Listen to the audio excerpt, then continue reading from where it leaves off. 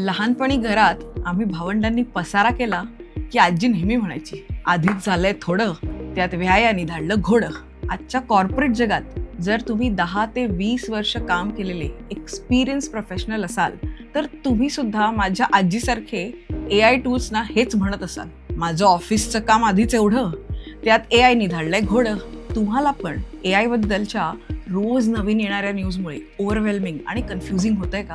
तुम्हाला कामाचा आणि माणसांचा वर्क अँड पीपल मॅनेजमेंट एवढा अनुभव आहे. तुम्ही टार्गेट्स हँडल केलेत, क्लायंट सांभाळले, टीम्स मॅनेज केले आहेत, बॉसच्या मूड्स पासून मार्केट क्रॅशेस पर्यंत सगळं बघितलंय.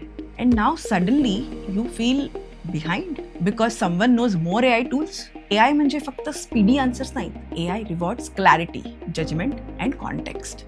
एखादा ज्युनियर कलिग कदाचित 10 वेगळ्या आयडियाज तुम्हाला AI टूल्स वापरून काही मिनिट्समध्ये सांगू शकेल, पण एक एक्सपिरियन्स प्रोफेशनल म्हणून तुम्हाला बेटर जजमेंट असेल की यातील बॉसला किंवा क्लायंटला नेमकी कुठली आयडिया आवडेल किंवा कुठल्या अप्रोचनी प्लॅन टू एक्झिक्युशन सक्सेसफुल होईल. तुमचा ॲडव्हान्टेज सध्या टेक्निकल फ्लुएन्सी नसला तरी डिसिजन क्वालिटी ठरवणं हा नक्कीच आहे. So you are not late to the AI wave.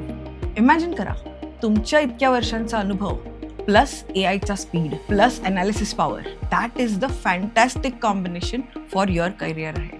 That is your unfair advantage.